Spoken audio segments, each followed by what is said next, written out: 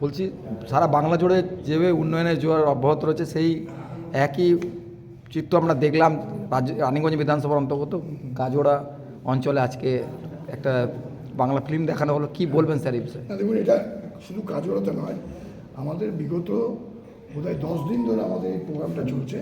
আমাদের যে সারা বাংলায় দেখবেন মানুষের যে স্মৃতিশক্তি না খুবই দুর্বল।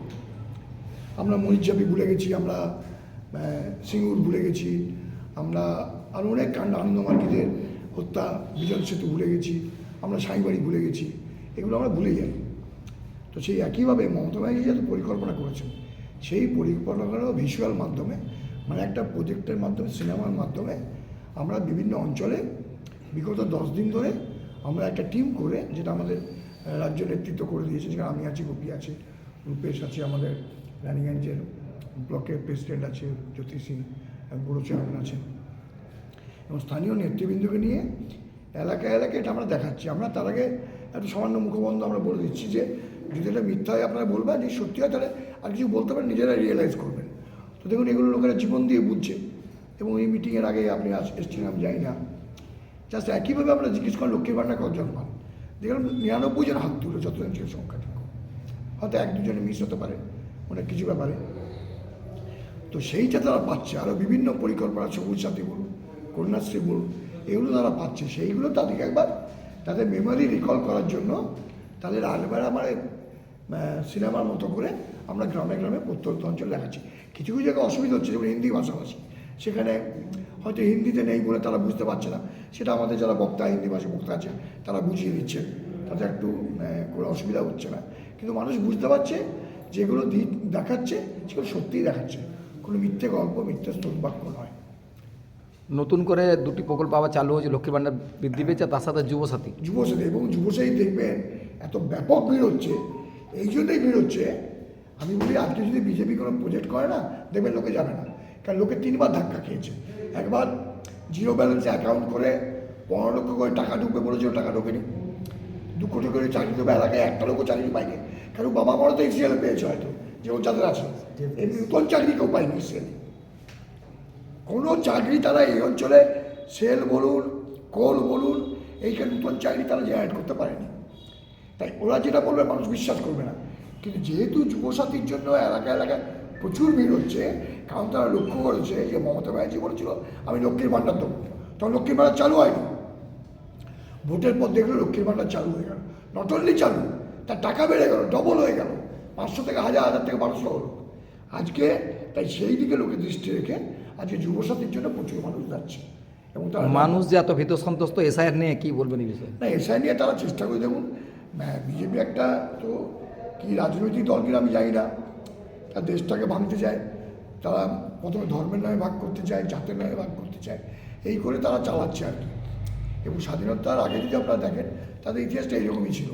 তো সুতরাং এটা বাংলার মানুষ এ নিয়ে ভাবে না, এরা চেষ্টা করছে এসআইআর নিয়ে মানুষকে যত রকমভাবে বিড়ম্বনায় ফেলা যায়। এই যে লজিক্যাল ডিসপ্লেন্সির কথা বলছেন, হ্যাঁ, আচ্ছা বলুন, ব্যানার্জি আর বন্দ্যোপাধ্যায় এটা কোনো ব্যাটে, এটা লোকে তো হাসছে, লোককে তেতো করে দিচ্ছে লোককে। ব্যানার্জি, বন্দ্যোপাধ্যায়, চ্যাটার্জি, চট্টোপাধ্যায়, এগুলো কী করা হচ্ছে, আর রোজ নিয়ম পাল্টাচ্ছে। তাহলে দেখুন তারা নিজেরা কনফিউজড। মমতা ব্যানার্জি যে কথাটা বলছে, আজ জায়গায় কাল তার ফল পাই। আজকে যখন মমতা ব্যানার্জি বলে ওনারাও হাসি ঠাট্টা করে, কিন্তু কাল যখন ওরা গ্রাউন্ড রিয়েলিটিতে যায় ওরা তাই ভদ্রমহিলা ঠিক কথা বলেছিলেন। নির্বাচন কমিশন বাধ্য হয়ে কিছু কিছু নিয়ম আবার চেঞ্জ করছে। আজকে বলছে ওই ডিসক্রিপশনটা আমরা করে দেবো, কোনো মানব না। কিন্তু তুই একদিন তো বললি, এর জন্য তুই হাজার লোকে লাইনে দাঁড় করে দিলি।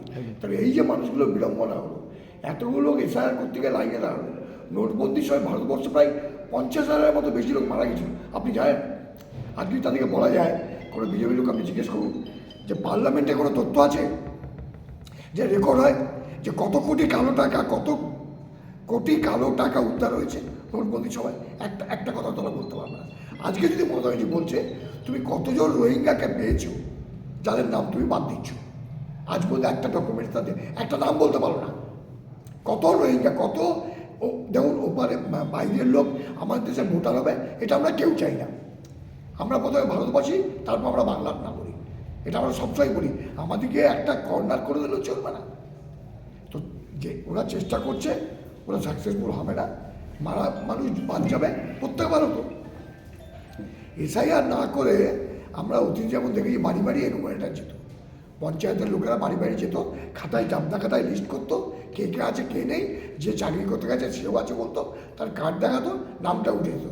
এমন কিচ্ছু না, মানুষের মধ্যে একটা আতঙ্ক তৈরি করে দেওয়া ইন এভরি রেসপেক্ট, যে তোমরা যদি বিজেপির সঙ্গে না থাকো তোমার আগামী দিনে নাম বাদ চলে যেতে পারে, তোমাকে কনসেন্ট্রেশন ক্যাম্পে পাঠাতে, যা চারপুরুষের বাসিন্দা, যে আমি জানি দাদুর বাবার সব চলে এসছে এবার এখানে। তখন তো দুই বাংলা এক ছিল, তখন তো আমি দুটো বাংলা এক আলাদা আলাদা করতে পারবে না, কী করবে স্বাধীনতা আগে? খুলনায় যার বাড়ি ছিল, কলকাতায় যার বাড়ি ছিল, ময়মনসিংহে যার বাড়ি ছিল তার আমাদের বাঁকুড়াতেও বাড়ি ছিল, বার্নপুরে যার বাড়ি আছে তার আজকের দিনে খুলনায় বাড়ি আছে, এমন অনেক লোক আছে। তো আপনি এবারে কী করে করবেন? তো ওরা কিচ্ছু না, ওরা মানুষের মধ্যে একটা আতঙ্ক তৈরি করে দিতে চাচ্ছে যাতে সবাই আমাদের শরণাপন্ন হয়। কিন্তু মানুষ অত বোকা নয়, বাংলার মানুষ নিজের জীবন দিয়ে বুঝেছে, বাংলার মানুষ 35 বছর বাম জামানা দেখেছে, বাংলার মানুষ বিজেপির হুলিগানিজম দেখছে, বাংলার মানুষ দেখছে এরা ধর্মের নামে ভাগ করছে, জাতের নামে ভাগ করছে, ভাষার নামে ভাগ করতে চাইছে, মানুষের মধ্যে বিভেদ রাখাতে চাইছে।